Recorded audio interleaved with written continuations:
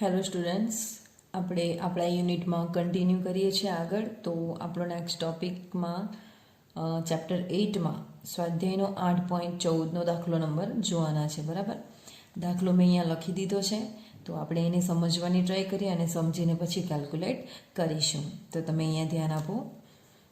શનિ પરના વર્ષનો સમયગાળો પૃથ્વી પરના વર્ષના સમયગાળા કરતાં 29.5 ગણો છે.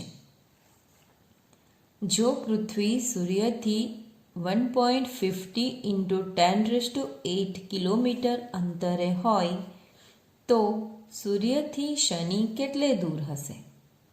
તમને આઈડિયા આવે છે કે કેવી રીતે આપણે કેલ્ક્યુલેટ કરશું આને? તો પહેલાં રકમ આપણે સમજવાની ટ્રાય કરીએ. હવે તો જુઓ આમાં કેવી રીતે આપણે કેલ્ક્યુલેટ કરીએ. તો અહીંયા તમને આપેલું છે કે શનિ પરના વર્ષનો સમયગાળો. અહીંયા સમયગાળાની વાત કરેલી છે અને સમયગાળો વર્ષની રીતે છે. બરાબર, સમયગાળો વર્ષની રીતે આપેલો છે. પૃથ્વી પરના વર્ષના સમયગાળા એક અહીંયા શનિની વાત કરેલી છે અને પૃથ્વી, બે ગ્રહ આવી ગયા છે. બરાબર, અને સમયગાળો છે.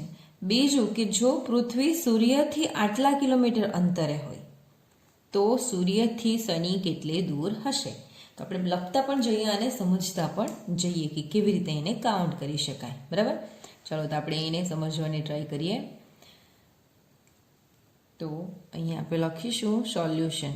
જેટલી વસ્તુ પહેલાં આપેલી છે એ સમજી લઈએ. તો શનિ પરના વર્ષનો સમયગાળો, વર્ષનો સમયગાળો એટલે એક વર્ષનો સમયગાળો પૃથ્વી પરના વર્ષના સમયગાળા કરતાં આટલા ગણો છે.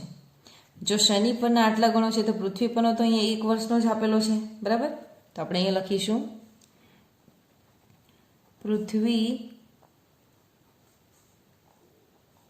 પરનો અથવા તો પૃથ્વી ગ્રહનો આપણે લખીશું પૃથ્વી ગ્રહનો આવર્તકાળ. સમયગાળો એટલે આવર્તકાળ અહીંયા. બરાબર, આવર્તકાળ TE, પૃથ્વી ગ્રહનો આવર્તકાળ. આવર્તકાળ એટલે ટાઈમ પીરિયડ કહેવાય એને ઇંગ્લિશમાં, અને E એટલે અર્થ. બરાબર, અર્થ એટલે પૃથ્વી, જે તમને ખબર જ હશે. ખ્યાલ આવે? તો અહીંયા જુઓ, પૃથ્વી ગ્રહનો આવર્તકાળ કેટલો છે? તો પૃથ્વી પરના વર્ષના સમયગાળા એક વર્ષ અથવા 1 યર તમે લખી શકો છો, એક વર્ષ. બરાબર, ચાલો તો શનિ પરના વર્ષનો સમયગાળો કેટલો છે? તો એ પૃથ્વી કરતાં કેટલા ગણો છે? 29.5 ગણો છે. તો શનિ ગ્રહનો આવર્તકાળ TS. શનિને ઇંગ્લિશમાં સેટર્ન કહેવાય છે, એટલા માટે એને S સાઇન છે અને ટાઈમ પીરિયડ તો છે જ. બરાબર, એનો કેટલો છે? 29.5 વર્ષ છે. બરાબર, ગણો છે એટલે વર્ષ છે. હવે બીજું શું આપેલું છે? તો જો પૃથ્વી સૂર્યથી 1.50 × 10⁸ કિલોમીટર અંતરે હોય, એટલે કે ધારો કે અહીંયા સૂર્ય છે. બરાબર, એની ફરતે કોણ ફરે? તો પૃથ્વી ફરે. પૃથ્વીને જેમ જ બીજું કોણ ફરે? તો શનિ પણ ફરે. માની લો અહીંયા છે આપણી પૃથ્વી, અર્થ, અને અહીંયા છે શનિ, સેટર્ન. બરાબર, તો તમને એવું કીધું છે કે જો પૃથ્વી સૂર્યથી આટલા કિલોમીટર અંતરે છે, આટલા કિલો એટલે આ સૂર્ય છે, આનાથી આટલા કિલોમીટર અંતરે, તો આ એની શું થઈ ગઈ? ત્રિજ્યા બની ગઈ. બરાબર, તો સૂર્યથી શનિ કેટલે દૂર હશે? તો આ જે છે RE એ તમને આપેલું છે 1.50 × 10⁸ કિલોમીટર. જો પૃથ્વી સૂર્યથી આટલા કિલોમીટર હોય તો આ કેટલું છે? 1.50 × 10⁸ કિલોમીટર. તો આપણે શું શોધવાનું છે કે સૂર્યથી શનિ કેટલે દૂર હશે? તો સૂર્યથી શનિ એટલે અહીંયા સુધીનું અંતર RS એ કેટલું છે તે આપણે શોધવાનું છે. ખ્યાલ આવે? તો આપણે અહીંયા લખીશું કે આ શું થઈ ગઈ છે? આની ત્રિજ્યા બની ગઈ છે. બરાબર, તો પૃથ્વીની એ પોતાના સૂર્યની આસપાસ ફરે છે એટલે પોતાની ભ્રમણ કક્ષાની ત્રિજ્યા આપણે લખીશું. તો પૃથ્વીની ભ્રમણ કક્ષાની ત્રિજ્યા RE ત્રિજ્યા, બરાબર. કેટલી આપેલી છે? 1.50 ઇન્ટુ 10⁸8 કિલોમીટર. તો આપણે સૂર્યથી શનિ કેટલે દૂર હશે, બરાબર? તો શનિ ગ્રહની ભ્રમણ કક્ષાની ત્રિજ્યા RS બરાબર કેટલા એ આપણે શોધવાનું છે. તો હવે તમે વિચાર કરશો કે એને કેવી રીતે શોધી શકશો. આપણી પાસે બે વસ્તુ છે, એક તો ટાઈમ પીરિયડ છે એટલે કે આવર્તકાળ છે, અને બીજો છે એની ત્રિજ્યા છે, અંતર છે. તો તમને યાદ હશે તો આપણે સ્ટાર્ટિંગમાં જ કેપ્લર્સના નિયમ શીખી ગયા છે, બરાબર. એ કેપ્લરના નિયમ કેટલા છે? તો 3 છે. પહેલો છે કક્ષાનો નિયમ, બીજો છે ક્ષેત્રફળનો નિયમ, અને ત્રીજો છે આવર્તકાળનો નિયમ. તો આવર્તકાળના નિયમનું ઇક્વેશન આપણે ડિરાઈવ કરેલું છે. શું છે? તો અહીંયા આપણે આવર્તકાળના નિયમનું ઇક્વેશન યુઝ કરીશું. તો આવર્તકાળના નિયમ પરથી આપણે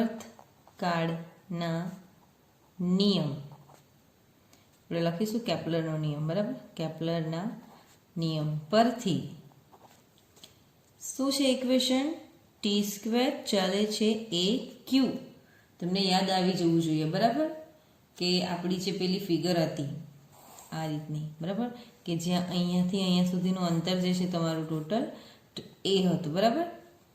તેવી રીતના આ હશે, ટ્વાઇસ એ અને ટ્વાઇસ બી, એ રીતના તમારી ફિગર હતી, બરાબર. તો એને ધ્યાનમાં લેવાનું. તમે જોશો તો પણ તમને ખ્યાલ આવી જશે. તો અહીંયા તમારું ઇક્વેશન છે t² ચલે છે એ ક્યુ, બરાબર. તો હવે આપણે ચલે છે માટે કોન્સ્ટન્ટ લેશું, અને કોન્સ્ટન્ટની વેલ્યુ કોઈ પણ એક રાખીશું, એક જ રહેશે એની વેલ્યુ, એટલે એ લખો કે ના લખો સેમ રહેશે. તો t² એટલે આવર્તકાળ કોના માટે છે? t અને ts માટે લેવાનું છે. તો te ની રીતે લખી દઈએ આપણે અહીંયા. તો જુઓ, te² ભાગ્યા ts² સમજાય છે? te² ભાગ્યા ts². તેવી જ રીતે ઇઝ ઇક્વલ ડાયરેક્ટ આપણે લઈએ, અને કોન્સ્ટન્ટ ધારો કે જ્યાં g લીધેલું છે તો અહીંયા આપણે લઈશું g બરાબર 1. તો તમે લખો ના લખો કંઈ ફરક નહીં પડે. તો અહીંયા શું છે? AQ એટલે અંતર છે એનું, બરાબર. તો આપણે એના બદલે અહીંયા શું લેશું? r લેશું, r3, બરાબર. અથવા તો સ્મોલ r પણ તમે લઈ શકો છો. ખ્યાલ આવે છે? આ સ્મોલ r3, ને આ અંતરના બદલે આપણે આ અંતર લેશું અહીંયા, બરાબર. તો શું થશે? re³ ભાગ્યા rs³. g બરાબર 1 લઈ લો એટલે તમે કંઈ નહીં લખો અહીંયા, બરાબર, ચાલે. તો હવે જોશો આપણો te/ts² ઇઝ ઇક્વલ re/rs³. ચાલો, તમને કઈ વેલ્યુ આપેલી છે આમાંથી? અંતરની વેલ્યુ આપેલી છે કે પછી સમયગાળાની વેલ્યુ આપેલી છે? તો શેની વેલ્યુ આપેલી છે? સમયગાળાની વેલ્યુ આપેલી છે, જેમાં પૃથ્વીનો કેટલો છે? 1 વર્ષ. તો આપણે અહીંયા વેલ્યુ એડ કરીશું અહીંયા. તો 1/29.5² ઇઝ ઇક્વલ re તમને આપેલી છે, જુઓ 1.50 ઇન્ટુ 10⁸8 ભાગ્યા rs³. ખ્યાલ આવે છે? હવે તમે જે ફાઇન કરવાનું છે, આપણે rs³ જ ફાઇન કરવાનું છે. rs એટલે શું? તો સૂર્યથી શનિ સુધીનું અંતર. શું છે? rs એટલે શું? તો અહીંયા તમે ફિગરમાં જોશો, સૂર્યથી શનિ સુધીનું અંતર એ તમારું rs છે, બરાબર. તો એ rs હવે તમે અહીંયા સૂત્રોનો કરતા બનાવીને ફાઇન કરી શકો છો. તો કેવી રીતે આપણે rsનો સૂત્રનો કરતા બનાવ્યું? rs³ બરાબર શું થશે? ચલો, કોણ બોલશે? તો rs³ ને સૂત્રનો કરતા બનાવશું તો આ ટર્મ અહીંયા ગુણાઈ જશે, એટલે 29.5 ગુણ્યા 1.5 ઇન્ટુ 50 ઇન્ટુ 10⁸8³ અને આ 29.5² છે, ભાગ્યા 1² એટલે તમે લખો ના લખો કાંઈ ફરક નહીં પડે. હવે આનો તમારે આન્સર ફાઇન કરી લેવાનો, બરાબર. કિલોમીટરમાં આપેલું છે એટલે તમારે કિલોમીટર અથવા મીટર કોઈ પણ એક એકમમાં તમારે રાખવાનું. અને rs ક્યુબ કેવી રીતે નીકાળવાનો છે એ તમને મેં રીત તમને આપેલી છે, તો તે તમારે રીત યુઝ કરી લેવાનું, બરાબર. તે રીત પ્રમાણે તમારો જે આન્સર આવશે એ બુકની પાછળ આન્સર આપેલા છે એમાં ચેક કરી લેવા. ખ્યાલ આવે? એકદમ ઇઝી દાખલો છે અને 2 માર્ક્સમાં આ દાખલો IMP છે, બરાબર. ખાલી જગ્યા મીટર જેમાં હશે એમાં. ક્લિયર? ઓકે, તો આપણે હવે બીજો દાખલો સાથે લઈ લઈએ છીએ. આઈ હોપ તમને આ દાખલો સમજાયો હશે, બરાબર. તો પ્રેક્ટિસ કરવી. આપણે બીજો દાખલો સાથે લઈએ છીએ. ઓકે ડિયર સ્ટુડન્ટ્સ, તો આપણે એમાં કન્ટિન્યુ કરીએ છીએ. દાખલો નંબર છે સ્વાધ્યાયનો 8.12, જે તમારો 3 માર્ક્સમાં અથવા 5 માર્ક્સમાં પૂછાઈ શકે છે, બરાબર. તો ધ્યાન આપવું અહીંયા. તો પહેલાં આપણે સમજવાની ટ્રાય કરીએ. તો અહીંયા જુઓ, પૃથ્વી પરથી એક રોકેટ સૂર્ય તરફ છોડવામાં આવે છે. અહીંયા તમે શબ્દો પર ધ્યાન આપશો તો પૃથ્વી પરથી એક રોકેટ સૂર્ય તરફ છોડવામાં આવે છે. સૂર્ય પાસે પહોંચી ગયેલું નથી, બરાબર. છોડવામાં આવે છે. પૃથ્વીના કેન્દ્રથી કેટલા અંતરે રોકેટ પરનું ગુરુત્વ બળ શૂન્ય બને છે? પૃથ્વીના કેન્દ્રથી કેટલા અંતરે રોકેટ પરનું ગુરુત્વ બળ શૂન્ય બને છે? સૂર્યનું દળ તમને આપેલું છે 2 × 10⁻30 kg. પૃથ્વીનું દળ 6 × 10⁻24 kg. આ ફિક્સ વેલ્યુ છે, બરાબર સ્ટુડન્ટ્સ. એટલે તમારે આ વેલ્યુ યાદ રાખી દેવી. સૂર્યનું દળ આપણે આગલા દાખલામાં જોયેલું જ હતું, બરાબર. 2 × 10⁻30 kg કેવી રીતે આવે છે એ પણ આપણે મેળવેલું હતું. પૃથ્વીનું દળ પણ ફિક્સ છે 6 × 10⁻24 kg. અહીંયા તમને એક કન્ડિશન આપેલી છે કે બીજા ગ્રહોની અસર અવગણો. એટલે બીજા બધા જે ગ્રહો છે એની અસર આપણે અવગણવાની છે. પૃથ્વીની કક્ષીય ત્રિજ્યા, એટલે કે પૃથ્વીની કક્ષીય ત્રિજ્યા એટલે શું? તો આ તમારો સૂર્ય અને એને ફરતે પૃથ્વી ફરે તો એની જે ત્રિજ્યા બને એ કક્ષીય ત્રિજ્યા થઈ છે, બરાબર. તો આપણે એમાં ફિગર પણ સાથે જોઈશું અને એને હવે ગણવાની ટ્રાય કરીએ. તો હવે જો પૃથ્વી, તો આપણે અહીંયા લઈ લઈએ એક પૃથ્વી છે આપણી, બરાબર. આપણી પૃથ્વી છે. હવે પૃથ્વી કોની ફરતે ફરે? તો અહીંયા આપણે સૂર્ય લઈ લઈએ, બરાબર. એટલે કે આની દિશા કંઈક આ રીતની આવી શકે, આ રીતની આમ એ ફરી શકે, બરાબર. એની કક્ષીય ત્રિજ્યા બની શકે. તો અહીંયા પૃથ્વી છે, અહીંયા છે સૂર્ય, બરાબર. હવે તમને અહીંયા પૃથ્વીની કક્ષીય ત્રિજ્યા આપેલી છે. એટલે પૃથ્વીની કક્ષીય ત્રિજ્યા એટલે તમારી આ બની ગઈ, બરાબર. કે તમે અહીંથી આ રીતના આમ સર્કલ આમ બનાવો તો એ પૃથ્વીની કક્ષીય ત્રિજ્યા બની ગઈ. જે કેટલી છે તમને કક્ષીય ત્રિજ્યા r બરાબર કેટલી આપેલી છે? જોશું તો r બરાબર કેટલી છે? 1.5 × 10⁻11 મીટર. 1.5 × 10⁻11 મીટર, જે આટલું ડિસ્ટન્સ છે, સૂર્યથી પૃથ્વી સુધીનું અંતર છે. ખ્યાલ આવે છે કે આવી ફિગર કેવી રીતના આવે છે તે? તો પૃથ્વી અને સૂર્ય અને એમની વચ્ચેનું આ અંતર છે r = 1.5 × 10⁻11 મીટર. હવે આપણે સમજવાની ટ્રાય કરીએ તો પૃથ્વી પરથી એક રોકેટ સૂર્ય તરફ છોડવામાં આવે છે. એટલે આ જે પૃથ્વી છે એના પરથી એક રોકેટ આ દિશામાં જાય છે. માની લો રોકેટ એક્ઝેક્ટલી અહીંયા આવી ગયું છે. છોડવામાં આવે છે એટલે આપણે એક્ઝેક્ટલી વચ્ચે ડિસાઈડ કરીએ છીએ. સૂર્યની આ બાજુ પણ નહીં અને પૃથ્વીની નજીક પણ નહીં અને સૂર્યની નજીક પણ નહીં. એક્ઝેક્ટલી વચ્ચે આપણે લીધું છે, બરાબર. ચલો, એ રોકેટનું દળ આપણે ડિસાઈડ કરી લઈએ સ્મોલ m. ખ્યાલ આવે? ઓકે. પૃથ્વીનું દળ આપણું રહેશે me, કેપિટલ me, અને સૂર્યનું દળ રહેશે કેપિટલ ms. ખ્યાલ આવે? અને આ જે છે રોકેટ છે, બરાબર. આ રોકેટ છે અને એનું દળ છે સ્મોલ m. હવે તમે એક વસ્તુ જોશો અહીંયા કે પૃથ્વીના કેન્દ્રથી કેટલા અંતરે રોકેટ પરનું ગુરુત્વ બળ શૂન્ય બને છે. પૃથ્વીનું જે કેન્દ્ર છે તેનાથી કેટલા અંતરે રોકેટ પરનું ગુરુત્વ બળ, આના પર જે ગુરુત્વ બળ લાગે છે પૃથ્વી દ્વારા, એ શૂન્ય બને છે. તેથી આપણે શોધવાનું છે, બરાબર. તો પહેલાં તો અંતર આપણને ખબર હોવી જોઈએ કે અહીંયા તમે ડાયરેક્શન કેવી રીતે, દિશા કેવી રીતે બતાવશો? તો પૃથ્વી પરથી આ જે રોકેટ છે એ સૂર્ય તરફ છોડવામાં આવે, એટલે સૂર્ય તરફ છોડવામાં આવે એટલે આ દિશામાં ગતિ કરશે. એનો મતલબ શું કે સૂર્ય ગુરુત્વાકર્ષણ બળથી પોતાની તરફ ખેંચે છે, બરાબર.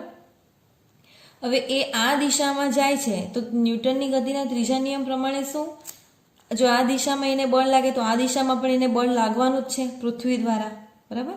એટલે એ ત્રીજો નિયમ અહીંયા આવશે, આઘાત અને પ્રત્યાઘાત અહીંયા અસર કરશે, બરાબર. એટલે બંને દિશામાં એને બળ લાગશે, સૂર્ય દ્વારા અને પૃથ્વી દ્વારા.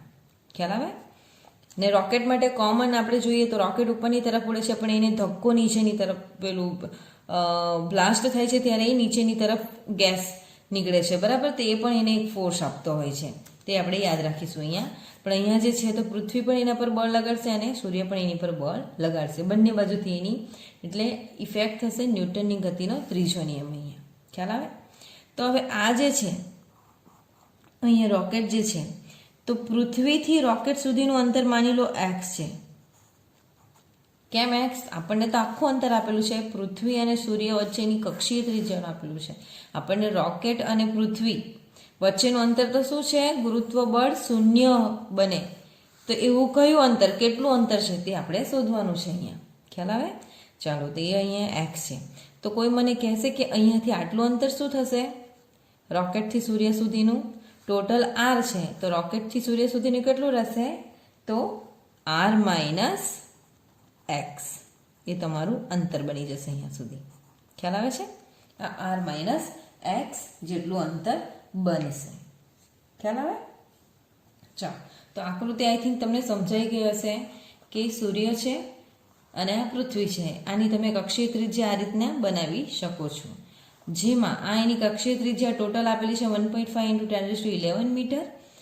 અને રોકેટ જે છે એ છોડવામાં આવે છે, એક્ઝેક્ટલી સૂર્યની નજીક પણ નથી અને એક્ઝેક્ટલી પૃથ્વીની નજીક પણ નથી, પણ બંને દ્વારા એના પર ફોર્સ લાગશે. સૂર્ય એને પોતાની તરફ ખેંચશે અને પૃથ્વી પણ પછી જેમ ઉપર જાય તેમ વસ્તુ નીચે જ આવવાની ટ્રાય કરે એટલે એ ગુરુત્વ બળ લગાડે છે, બરાબર.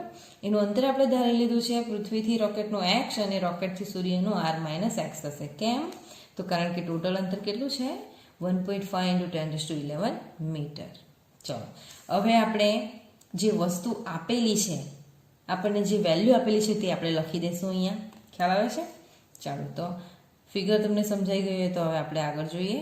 તો પૃથ્વી પરથી એક રોકેટ સૂર્ય તરફ છોડવામાં આવે છે. પૃથ્વીના કેન્દ્રથી કેટલા અંતરે રોકેટ પરનું ગુરુત્વ બળ શૂન્ય થશે, એટલે આપણે અંતર શોધવાનું છે.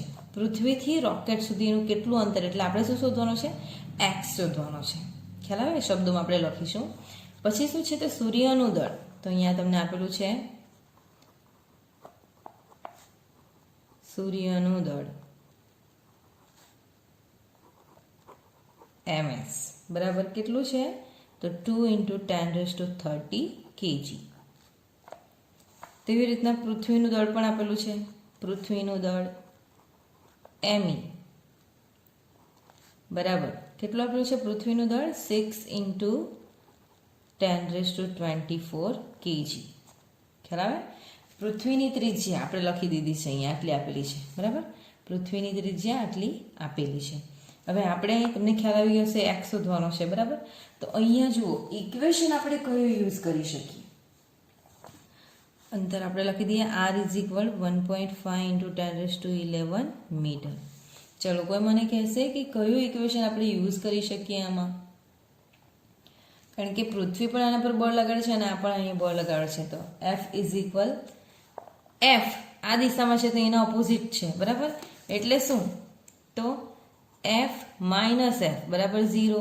તો F = તમને શું મળે, -F મળે, બરાબર. ખ્યાલ આવે છે. F = -F એટલે કે ત્રીજો નિયમ. તો તે પ્રમાણે આપણે ઇક્વેશન યુઝ કરીશું. તો આકૃતિ પરથી અહીંયા માઇનસ ઇફેક્ટ આપણે માઇનસ સાઇન નહીં લેશું. કેમ? કારણ કે બંને તરફની અસર કેવી રહેશે, તો સરખી રહેશે, બરાબર. આકૃતિ પરથી ધારો કે પૃથ્વીના કેન્દ્રથી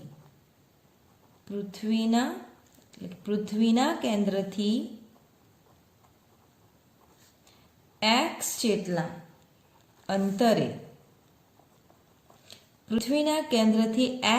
અંતરે આવેલા m દળના અવકાશયાન, તમને શબ્દ આપેલો છે, રોકેટ આપેલું છે, બરાબર. અંતરે આવેલા m દળના રોકેટ પર લાગતા સૂર્ય અને પૃથ્વીના સૂર્ય દ્વારા અને પૃથ્વી દ્વારા લાગતા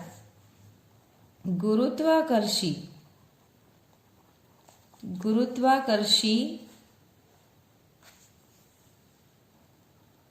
બળની અસરો સમાન બને છે, બરાબર. આઘાત અને પ્રત્યાઘાત ત્રીજો નિયમ પ્રમાણે બંનેની ઇફેક્ટ કેવી થાય છે? સરખી બને છે. તો આપણે અહીંયા ઇક્વેશન લખીશું.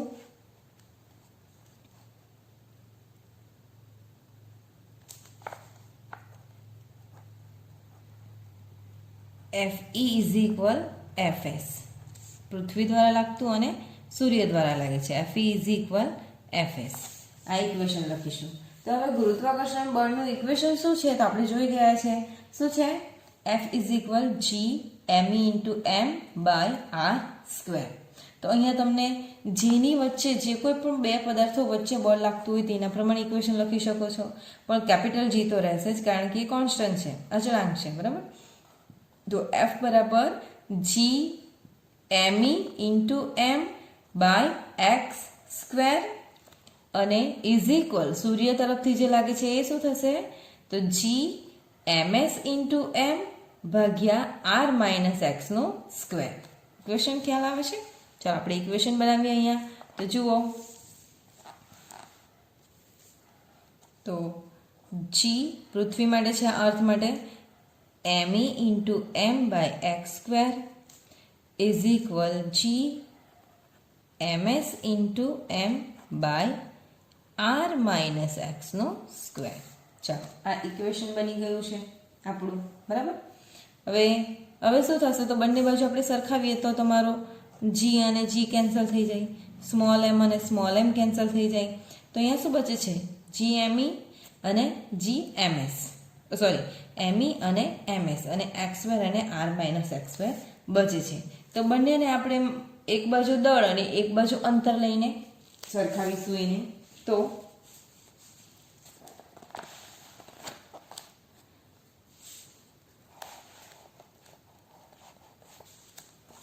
માટે તો આપણે આ જે ઇક્વેશન આપણને મળ્યું છે અહીંયા, બરાબર. તો ME જે દળ છે એને આપણે લઈ લઈશું. તો અંતર આપણે શોધવાનું છે, બરાબર. તો એ અંતર પ્રમાણે જ આપણે લઈ લઈશું અહીંયા. તો ક્રોસ ગુણાકારની રીતે તો r માઇનસ આપણે અહીંયા લખીશું r માઇનસ એક્સ ભાગ્યા x whole square is equal શું થશે? r minus x square is equal, તો એના નીચે શું જશે? me નીચે જશે, બરાબર. તો ms બાય me તમને ઇક્વેશન મળશે. અહીંયા ઇક્વેશન નંબર 1 આપી દો. ખ્યાલ આવે છે? અહીંયા ઇક્વેશન જુઓ, r માઇનસ એક્સ સ્ક્વેર ને આપણે અંશમાં લઈએ છીએ ને એક્સ સ્ક્વેરને છેદમાં લઈએ છીએ. તો આ જે છે એના અંશમાં એ છેદમાં જશે અને આ અંશમાં આવી જશે. ખ્યાલ આવે? ઓકે. તો એનો ગુણોત્તર આપણે લઈ લીધો છે. તો હવે તમે જુઓ તો આપણી પાસે કઈ વેલ્યુ છે કે જેને આપણે મૂકી શકીએ. તો r minus x square by X whole square છે, તેમાંથી આપણે આ એક્સ જે છે એ શોધવાનો છે. તો કેવી રીતે શોધીશું? તો પહેલે તો આપણે આ દળ શોધી નાખીએ. તો અહીંયા ms બાય me, ms કેટલું છે? 2 ઇન્ટુ 10⁻30, 2 ઇન્ટુ 10⁻30 બાય me કેટલું છે? 6 ઇન્ટુ 10⁻24. ચાલો તો શું થશે? તો અહીંયા 2 તારી 6 થઈ ગયા, બરાબર. 24 ને ઉપર લઈ જાય એટલે -24 થઈ જાય. તો 30માંથી 24 જાય તો કેટલા રહે? 10⁻6 રહેશે, બરાબર. 30માંથી 24 નીકળી જાય તો 6 રહે, બરાબર. તો ઉપર રહેશે 10⁻6 બાય 3. આ તમને આન્સર મળે છે અહીંયા. ઓકે. તો r minus x square by એક્સનો સ્ક્વેર. હવે શું થશે? તો આ સ્ક્વેર છે, તો જ્યારે પણ સામેવાળી ટર્મનો સ્ક્વેર કાઢીએ તો બાજુવાળા પર શું આવી જાય? વર્ગમૂળ આવી જાય ને. તો આપણે કરીશું અહીંયા, તો આર માઇનસ એક્સ ભાગ્યા એક્સ બરાબર, ચલો આનો વર્ગોકાર નાખ્યો છે તો અહીંયા શું આવી જશે? વર્ગમૂળ. તો 10⁶નું વર્ગમૂળ શું થઈ જશે? તો 1000 બની જશે અને 3નું √3 બની જશે બરાબર. 10⁶ જે છે એનું વર્ગમૂળ જે છે એ 1000 બની જશે અને આ છે √3, 3નું √3 આવી જશે. ખ્યાલ આવે? ઓકે. તો હવે આપણે શું કરીશું? વર્ગમૂળ લઈ લીધું છે બરાબર, ઇક્વેશન નંબર આપી દો એને, ઇક્વેશન નંબર 2. તો હવે આપણે શું કરીશું? તો બંનેને આપણે ગુણીશું. હવે તો ફરીથી ક્રોસ ગુણાકાર કરીશું આ રીતના, આ બરાબર. તો √3 આપણે આ બાજુ લઈ લઈએ છીએ માટે √3 આર માઇનસ એક્સ બરાબર, તો 1000, તો આ એક્સ અહીંયા આવી જશે બરાબર. ચલો તો હવે √3 ને આર વડે ગુણો અને √3 ને એક્સ વડે ગુણો, વચ્ચે શું છે? માઇનસ છે બરાબર. તો શું થશે? √3 આર માઇનસ √3 એક્સ બરાબર 1000 ઇન્ટુ એક્સ. આ તમને ઇક્વેશન અહીંયા મળે છે. હવે તમે જોશો તો √3 આર માઇનસ √3 એક્સ અને 1000 એક્સ. તો અહીંયા તમને કયા બે પદો જે એક્સ વાળા છે એ તમને લાગે છે બરાબર? બે પદો એક્સ વાળા છે અને એક આર વાળો છે. કયો છે? બે પદો એક્સ વાળા છે અને એક આર વાળો છે. તો એમાંથી કોઈ પણ એક એક્સનો પદ આપણે રાખીશું. પણ કેવી રીતે? તો આ જે છે √3 નું તમે વર્ગમૂળ કાઢો તો એ 1.75 અથવા 1.7 ની રેન્જમાં તમને કંઈક મળે છે બરાબર. હવે 1.7 અને આ 1000 છે, તો બેમાંથી મોટું કોણ? તો 1000 મોટા છે, એટલે આ ખૂબ જ નાની ટર્મ થઈ છે, તો એને આપણે અવગણીશું બરાબર. તો √3x એ 1000x ની સરખામણીમાં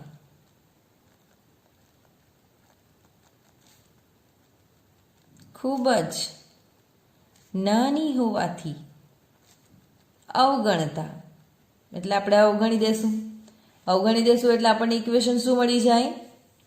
તો √3r ઇઝ ઇક્વલ 1000x. એટલે આને આપણે અવગણી દીધું છે, એટલે હવે આપણે લેશું નહીં. તો √3r બરાબર શું મળી ગયું? 1000x. ખ્યાલ આવ્યો? તો હવે √3 ઇન્ટુ r. આર શું છે? આર તો તમને આપેલું જ છે આર, તો 1.5 × 10⁻11 મીટર. તો આપણે હવે મૂકીશું. √3 ની વેલ્યુ શું થાય છે? તો √3 ની વેલ્યુ જે છે એ 1.73 ઇન્ટુ 1.73 છે ઇન્ટુ આર એટલે કેટલી છે? તો 1.5 × 10⁻11 છે. √3 એટલે 1.73 ગુણ્યા આર એટલે 1.5 × 10⁻11 ઇઝ ઇક્વલ 1000x. હવે એક્સને આપણે એક્સ ઓલરેડી શોધવાનું જ છે, તો એક્સને સૂત્રોનો કરતા બનાવી દો. તો અહીંયા એક્સ બરાબર શું થશે? 1.73 1.5 × 10⁻11 બાય 1000 બરાબર. તો તમને એક્સ બરાબર શું મળશે? એક્સ બરાબર શું આન્સર મળશે? તો એ તમારે ફાઇન્ડ કરવાનો બરાબર. અહીંયા તમારો જે આન્સર હશે એ કિલોમીટરમાં તમને મળશે. ક્લિયર? તો આ એક્સ તમને મળી ગયું છે. જે એક્સ શું છે? તો શું છે? પૃથ્વીથી રોકેટ વચ્ચેનું અંતર છે કે જ્યાં પૃથ્વીનું ગુરુત્વ બળ શું છે? 0 બને છે. ખ્યાલ આવો? ઓકે. તો એ દાખલો 3 અથવા 5 માર્ક્સમાં એમપી છે, તો સરખી રીતે કાઉન્ટ કરવો, સમજવું પહેલાં, તો પછી પ્રેક્ટિસ કરવી, કાઉન્ટ કરવો અને વારંવાર પ્રેક્ટિસ કરતા રહેવું. ખ્યાલ આવે? ઓકે. તો આપણે હવે થિયરી જોઈશું, જે નેક્સ્ટ વિડીયો લેક્ચરમાં જોઈશું. Thank you.